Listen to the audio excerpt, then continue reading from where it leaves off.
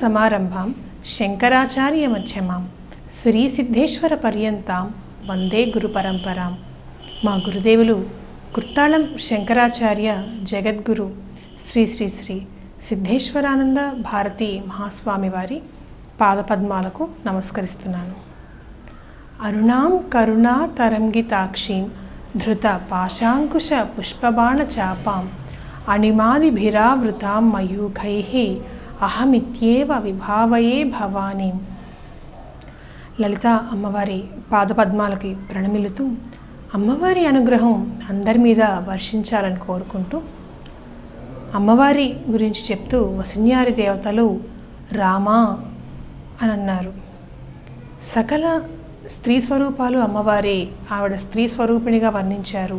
అందుకని ఆమెను రామా అని అన్నారని కొందరంటే, శ్రీరామో లలితాంబికే, లలితాదేవి రాముడిగా వచ్చింది, తన అంశ వల్లే రాముడు వచ్చాడు కాబట్టి అమ్మవారిని రామా అని అన్నారు అని మరి కొంతమంది చెప్పారు. రాముడు లలితాదేవి అనుగ్రహం పొందినటువంటి సంఘటన మనకి కనిపిస్తున్నది. దేవీ భాగవతం కనుక చూస్తే సీతాదేవి ఆమెను అపహరించాడు రావణాసురుడు. ఆ రావణాసురుడిని గెలవాలి ఎలా?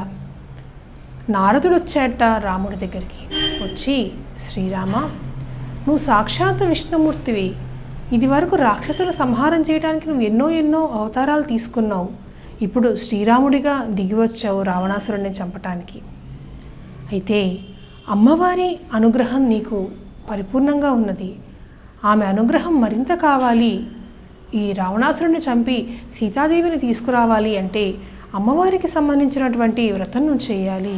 ఎందుకంటే ఆవిడ ఆజ్ఞ వల్లే బ్రహ్మ అయినా శివుడైనా నువ్వైనా సరే సృష్టి స్థితిలయలను పరిపాలిస్తున్నారు, మీ కర్తవ్యాలుగా నిర్వహిస్తున్నారు.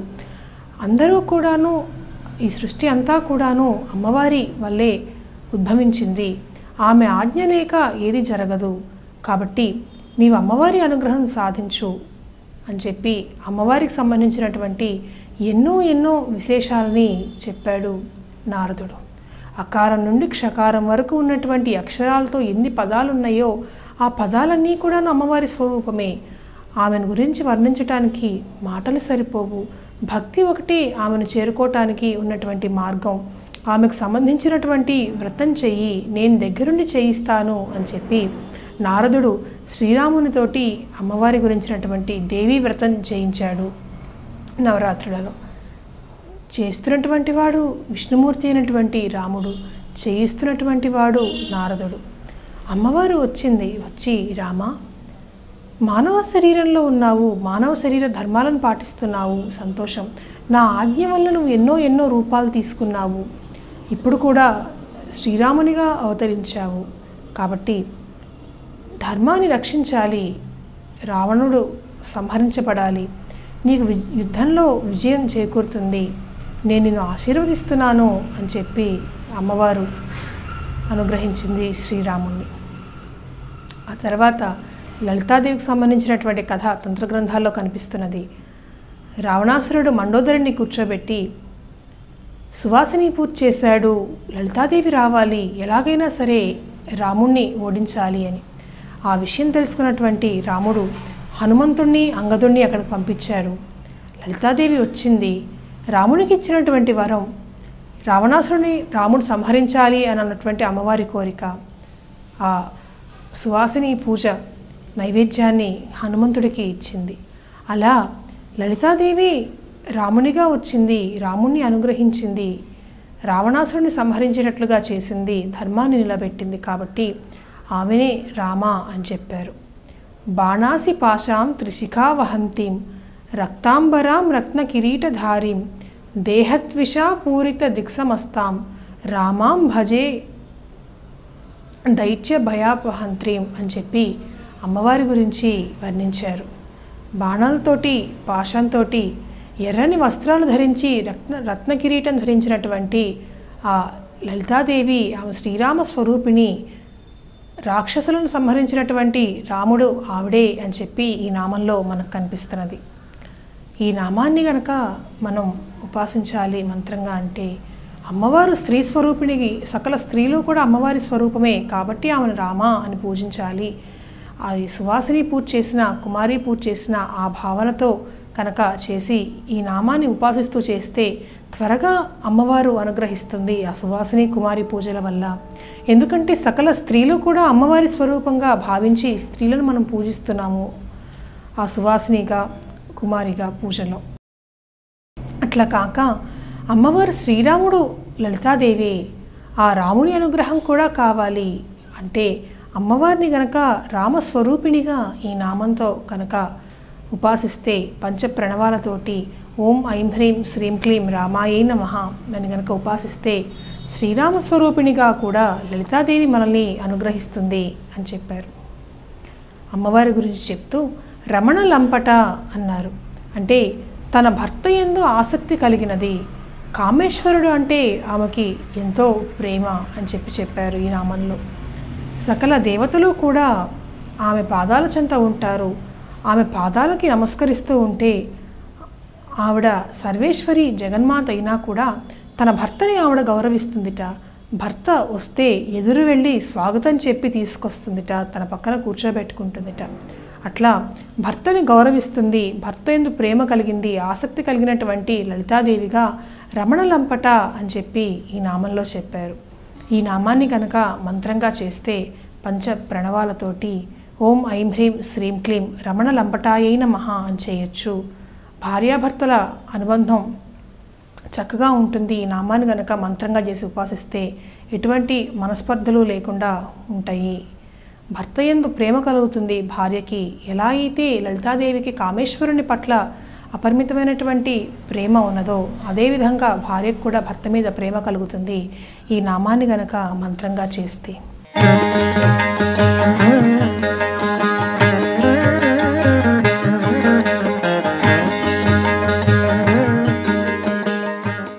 ఆ తర్వాత అమ్మవారి గురించి చెప్తూ కామ్య కామ కళారూప కదంబ కుసుమ ప్రియ కళ్యాణీ జగతీ కంద కరుణారస సాగర అని చెప్పారు. కామ్య సకల కామములో కూడా అనుగ్రహిస్తుంది లలితాదేవి. ఏది కోరితే అది ఇస్తుంది, ఏది కోరితే అది అనుగ్రహిస్తుంది. కాబట్టి అమ్మవారిని కామ్య అని అన్నారట. కామధేనువు అనున్నది సకల కామములను సకల కోరికలను తీర్చేటువంటి కామధేనువు. సురభిట కామధేనువు పేరు. ఎక్కడి నుండి వచ్చింది కామధేనువు అంటే గోలోకంలో రాధాకృష్ణులు ఉన్నారు. ఒకసారి రాస జరిగింది. ఆ రాసకేళి అనంతరం కృష్ణుడు అలసిపోయాట. అప్పుడు ఆయన స్వయంగా సృష్టించాట తన శక్తితోటి ఈ సురభిని. ఆ సురభి పాలు తాగితే ఆయన అలసట అంతా తీరిపోయిందిట. అమృతప్రాయంగా ఉంటాయిట ఈ కామధేను అయినటువంటి సురభి పాలు. జన్మ మృత్యు జరా వ్యాధులు మొత్తం కూడా పోతాయిట. అమృతంతో సమానమైనటువంటి పాలు సురభివి. ఆ సురభి నుండే సమస్తమైనటువంటి ప్రపంచంలో ఉన్నటువంటి ఆవులన్నీ కూడాను ఉద్భవించాయిట. కోటాను కోట్ల ధేనువులు వచ్చాయి ఈ సురభి నుండి. ఒకసారి కృష్ణుడు అనుకున్నట్ట, సృష్టిలో ఉన్న వాళ్ళందరికీను దేవతలందరికీ కూడాను ఈ కామధేను సురభి ఉన్నది, గోవు విశిష్టత తెలియాలి, గోపూజ అంటే ఏంటో తెలియాలి అని అనుకొని ఆయన స్వయంగా గోపూజ చేసేవాట, సురభిని పూజించేవాట. అందుకని దేవతలకు గోపూజ విలువ తెలియాలి అని చెప్పి ఆయన జగన్నాటక సూత్రధారి గోవులను అన్నీ కూడాను పాలు ఇవ్వటం ఆపేసేటట్లుగా చేశాట. దేవతలందరూ వెళ్ళారట కృష్ణుడి దగ్గరికి. స్వామి, గోవులు పాలు ఇవ్వకపోతే ఎలాగా? పూజాక్రతువులకి హోమక్రతువులు చాలా ఆగిపోతున్నాయి అంటే గోపూజ చేయండి, గోవులను పూజించండి, సురభిని సేవించండి అని చెప్పాట. అలా ఆవులను పూజించేటువంటి పద్ధతిని విధానాన్ని కృష్ణుడు తాను స్వయంగా చేశాడు, లోకానికి అందించాడు. దేవతలు గోవులను పూజించారు. అప్పుడు గోవులు మళ్ళీ పాలు ఇవ్వటం మొదలుపెట్టాయి. అలా గోవులను పూజించాలి, గోవులను సేవించాలి. గోదానం చేస్తే బైతరిని దాటడం కోసం పడవ వస్తుంది. గోదానం చేయటం ఎంత గొప్పదో గోవులను సేవించటం అంత గొప్ప. గోదానం కంటే కూడాను గోవుకు ఆహారం ఇవ్వటం, గోవును పోషించటం, ఆవులను పోషించటం గొప్ప పని. అందుకనే సాక్షాత్తు శ్రీమన్నారాయణుడైనటువంటి ఆ కృష్ణుడు కూడా ఆవులని పూజించాడు. ఆవులను పూజించాలి అనేటువంటి విషయం లోకానికి అందించాడు. ఆ సురభి కామధేను కూతురున్నది నందిని గోవు. వశిష్ఠుడి ఆశ్రమంలో ఉండేది. ఎవరికి ఏ కోరిక కావాలన్నా సరే ఆ నందినిని పూజిస్తే వచ్చేవిట. దిలీప మహారాజు ఆ నందిని గోవుని పూజించే సంతానాన్ని కూడా పొందాడు. అలా సకల కోరికలను తీర్చేటువంటి కామధేనువు నందిని గురించినటువంటి విశేషాలు మనకెన్నో కనిపిస్తున్నాయి. అమ్మవారు కూడా ఆమెను పూజిస్తే ఆమె తీర్చని కోరిక అంటూ ఉండదట. కానీ అనుగ్రహించాలి, ఉపాసించాలి, ఆమె అనుగ్రహం సాధించాలి. సాధించి ఏ కోరికనైనా సరే తీర్చుకోవచ్చు. ఈ నామాన్ని పంచప్రణవాలతోటి ఓం ఐం హ్రీం శ్రీం క్లీం కామ్యాయైన మహా అని చేయొచ్చు. ఆ రకంగా అమ్మవారిని ఉపాసిస్తే సకల కామములను అనుగ్రహిస్తుంది అన్నారు. కామ కళారూప అని చెప్పారు. అంటే కామ కళాస్వరూపిణి.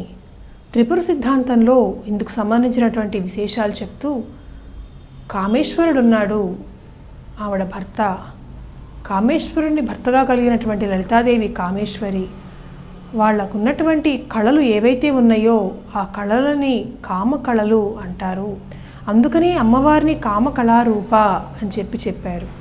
కాళికా పురాణంలో కూడా ఇందుకు సంబంధించినటువంటి ఎన్నో విశేషాలు కనిపిస్తున్నాయి. కామేశ్వరుడు స్తుతించాట ఆ కామాఖ్యలో ఉన్నటువంటి కామదేవిని. కామదా కామాంగదా అని చెప్పి స్తుతిస్తూ, నువ్వు సకల కోరికలని తీరుస్తావు, నువ్వు కామాంగద అంటే మన్మధుని పునర్జీవితుని చేసినటువంటి దివ్య స్వరూపిణివి నువ్వే అని చెప్పి ఆ కామదేవిని గురించి చెప్పాట కామేశ్వరుడు. కనుక మనం చూస్తే ఆ కామదేవి లలితాదేవి కామాఖ్య కాళి. అందుకనే కాళికా పురాణంలో ఈ విశేషాలన్నీ కూడాను మనకు అందించారు. కాబట్టి కామ కళాస్వరూపిణి అయినటువంటి లలితాదేవి ఆ కామాఖ్య కాళి అని చెప్పి మనకు తెలుస్తోంది. లలితా సహస్రనామంలో కనుక మనం చూస్తే ఎన్నో నామాల్లో లలితాదేవి కాళీదేవి, లలితా స్వరూపం కాళీ స్వరూపం. సృష్టి కనుక సుందర సుకుమార స్వరూపం తీసుకుంటే అది లలిత, భీషణ సౌందర్య స్వరూపం తీసుకుంటే కాళి. ఇలా ఈ నామాల్లో మనకి ఎన్నో విశేషాలు కనిపిస్తున్నాయి. ఆ కాముణ్ణి పునర్జీవితుని చేసినటువంటి లలితాదేవి వరాలిచ్చింది.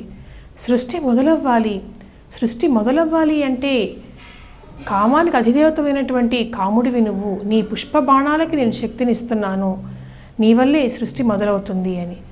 ఆ కాముణ్ణి పునర్జీవితురాలను చేసినటువంటి లలితాదేవి అనుగ్రహం ఉంటేనే అరిషడ్వర్గాలను జయించవచ్చు, కామాన్ని జయించవచ్చు.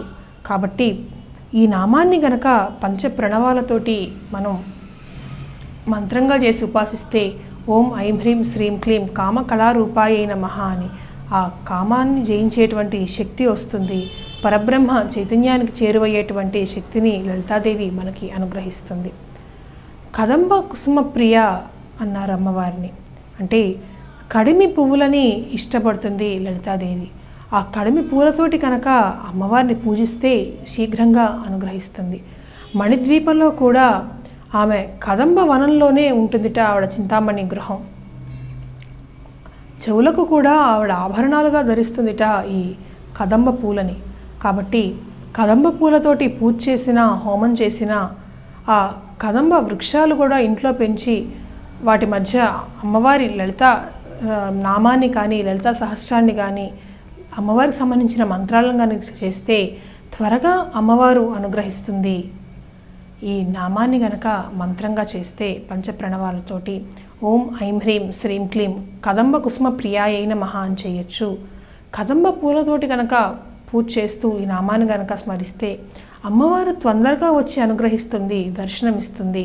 కాబట్టి తనని ఎలా పూజించాలి, ఎలా పూజిస్తే తను తొందరగా వస్తుందో కూడా మనకి లలితా సహస్రనామాల్లో వసిన్యాది దేవతలు అందించారు. అందుకే అమ్మవారు వాళ్ళని ప్రేరేపించింది. అమ్మవారి స్వరూపం గురించి వర్ణించారు, అమ్మవారి శక్తుల గురించి వర్ణించారు, అమ్మవారి వైభవాన్ని గురించి వర్ణించారు. అమ్మవారు ఏ రకంగా మనుషులు ఉంటే ఇష్టపడుతుందో, జీవన విధానం ఏ రకంగా ఉంటే ఇష్టపడుతుందో వర్ణించారు వసిన్యాది దేవతలు. అంతేకాదు అమ్మవారి అనుగ్రహం సాధించాలి, అమ్మవారు దర్శనం ఇవ్వాలి, ఆ పరబ్రహ్మ చైతన్య స్వరూపిణి పాదాలను చేరుకోవాలంటే ఎటువంటి మార్గాలను అనుసరించాలో ఆ మార్గాలను అమ్మవారిని పూజిస్తే అమ్మవారే ఎలా స్వయంగా ఇస్తుందో కూడా ఈ లలితా సహస్రనామాల్లో ఆ వసిన్యాది దేవతలని ప్రేరేపించి ఆవిడే స్వయంగా లోకానికి అందించింది.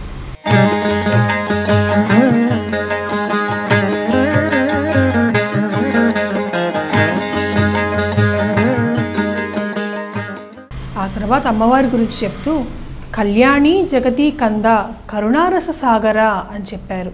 కళ్యాణి అంటే మంగళ స్వరూపిణి లలితాదేవి, సకల శుభాలని అనుగ్రహిస్తుంది లలితాదేవి. దేవీ భాగవతంలో కనుక మనం చూస్తే కుమారి పూజన గురించి చెప్తూ 4 ఏళ్ల బాలికని అమ్మాయిని కనుక కూర్చోబెట్టి పూజిస్తే ఆమె కళ్యాణి అని అంటారు. సకల శుభాలని కూడా అనుగ్రహిస్తుంది ఈ కళ్యాణిగా కుమారి పూజ చేస్తే అని చెప్పారు. అంతేకాక మలయ పర్వతం ఉన్నది, ఆ మలయ పర్వతం మీద ఉన్నటువంటి దేవీ స్వరూపాన్ని కళ్యాణి అని చెప్పి చెప్తారు అని చెప్పారు. ఆమె గురించి వర్ణిస్తూ నవయవ్వన ముగ్ధాంగీం నారికేళ ఫలాంజలిం వైవాహిక వధూవేషాం కళ్యాణీం కలయేనిశం అని చెప్తూ అమ్మవారిని కనుక కళ్యాణిగా ఆమెను పూజిస్తే త్వరగా వివాహం జరుగుతుంది. వివాహ సిద్ధి కలిగించేటువంటి మంత్రాలలో ఈ కళ్యాణి మంత్రం గొప్పది అని చెప్పారు. సకల శుభాలని కలిగిస్తుంది. ఆవిడ మంగళస్వరూపిణి కళ్యాణి అంటే సకల శుభాలని కలిగిస్తుంది. అమంగళాలు ఏవైనా ఉన్నా అవి పోగొడుతుంది. కాబట్టి ఈ నామాన్ని మంత్రంగా చేయొచ్చు, చేసి సకల శుభాలని పొందవచ్చు.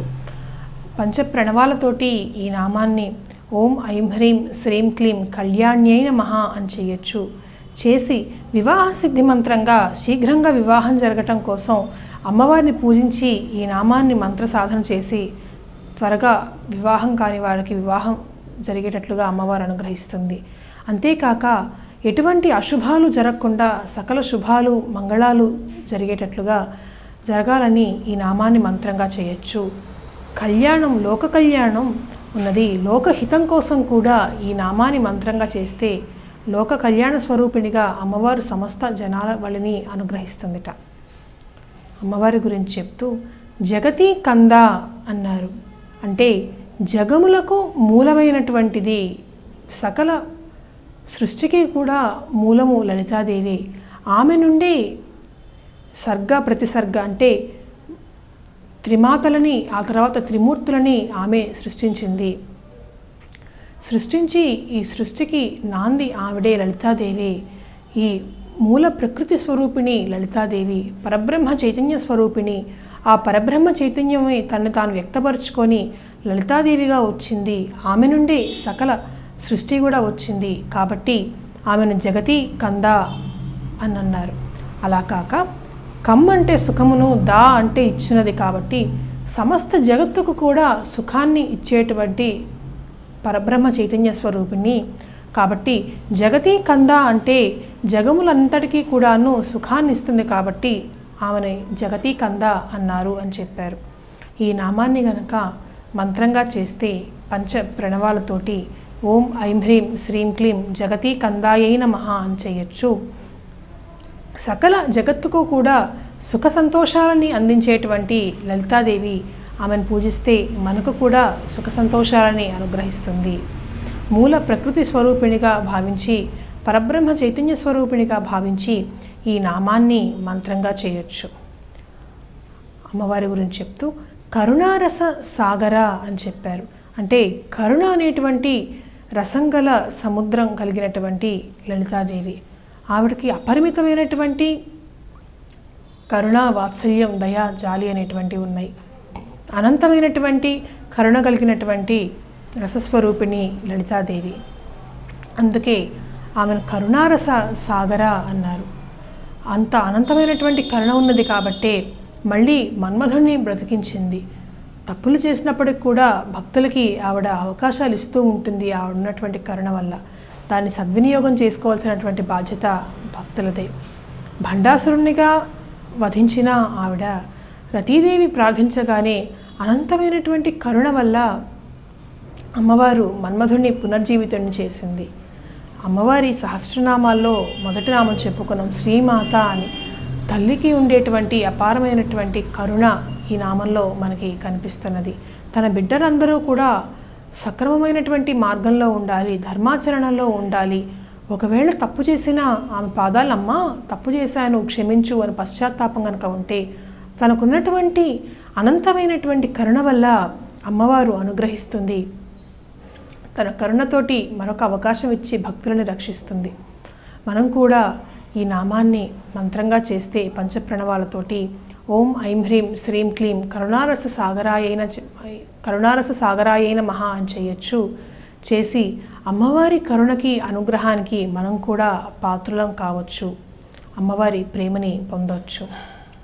ఆ తర్వాత అమ్మవారి గురించి వర్ణిస్తూ కళావతి కళారూప కాంతా కాదంబరి ప్రియ వరద వామనయన వారుణీ మద విహ్వల అని చెప్పారు. కళావతి సకల కళల స్వరూపము లలితాదేవి. ఈ కళలు ఏవైతే ఉన్నాయో 64 కళల స్వరూపము లలితాదేవి. ఈ సృష్టిలో ఉన్నటువంటి సకల కళల స్వరూపము కూడా లలితాదేవి. వేదము, వేదాంగాలు, స్మృతులు, పురాణాల కళలు, గాయత్రి, పంచదశి, సకల మంత్ర కళలు, ఇలా ఉన్నటువంటి సమస్త కళలు, దేవతా కళలు ఇవన్నీ కూడాను అమ్మవారి స్వరూపమే. కాబట్టి అమ్మవారిని కళావతి అని అన్నారు. ఈ 64 కళల్లో సరే ఏ కళలో అయినా సరే ప్రావీణ్యం రావాలన్నా, వేద జ్ఞానం కావాలన్నా, మంత్రసిద్ధి కావాలన్నా సకల కళా స్వరూపమైనటువంటి లలితాదేవి పాదపద్మాలని ఆశ్రయిస్తేనే వస్తాయి.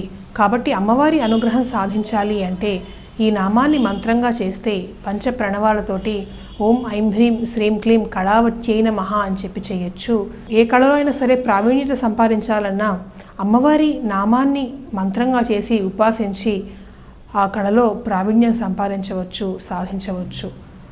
మంత్రసిద్ధి కావాలన్నా కూడా మంత్రకళా స్వరూపురాలు కాబట్టి లలితాదేవి ఆమెను ఆశ్రయించి ఏ దేవత మంత్రాన్నైనా సరే ఆమె మంత్రంతో పాటుగా ఏ దేవత మంత్రాన్నైనా సరే మంత్రసిద్ధి కలిగించేటువంటి అనుగ్రహం అమ్మవారి దగ్గర నుంచి పొందవచ్చు.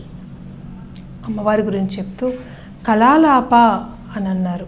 అంటే అవ్యక్త మధురమైనటువంటి మాటలు కలిగినటువంటి లలితాదేవి.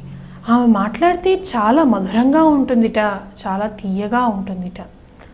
ఇంతకుముందు కూడా అమ్మవారి గురించి చెప్పినటువంటి మాటల్లో ఆమె గురించినటువంటి విశేషాలు చెప్తూ వసిన్యారి దేవతలు ఆమె గురించి ఆమె మాటలు ఎలా ఉంటాయని వర్ణిస్తూ నిజ సల్లాప మాధుర్య వినిర్భర్చిత కచ్చపి సరస్వతీదేవి వీణ ఉన్నది, ఆమె వీణ పలుకుతుంది. ఆమె వీణ నాదం కనుక చేస్తుంటే బాగున్నది అని చెప్పేటువంటి ఆ వీణానాదాన్ని పొగుడుతుంటే బాగున్నది అని చెప్తుంటేనే ఆ వీణానాదం కంటే కూడాను మృదు మధురంగా ఉన్నాయి అమ్మవారి మాటలు. అటువంటి మధురమైనటువంటి వాక్కులు కలిగినటువంటి లలితాదేవి గురించి ఈ నామంలో చెప్పారు. ఈ నామానికి సంబంధించినటువంటి మరిన్ని విశేషాలు, ఈ నామాన్ని మంత్రంగా చేస్తే వచ్చేటువంటి అమ్మవారి అనుగ్రహం గురించి మరిన్ని విశేషాలు వచ్చే ఎపిసోడ్లో చెప్పుకుందాం. స్వస్తి.